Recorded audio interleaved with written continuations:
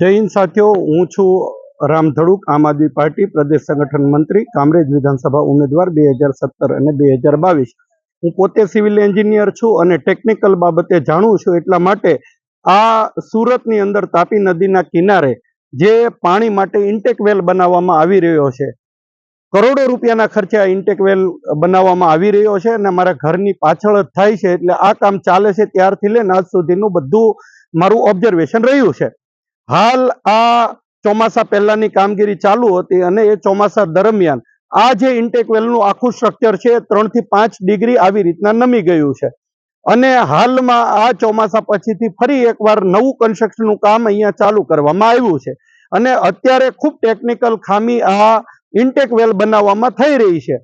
હાલ જો આ કામને આ સ્થિતિમાં આગળ વધારવામાં આવે તો ભવિષ્યની અંદર ખૂબ મોટી ટેકનિકલ ખામી સર્જાઈ શકે છે।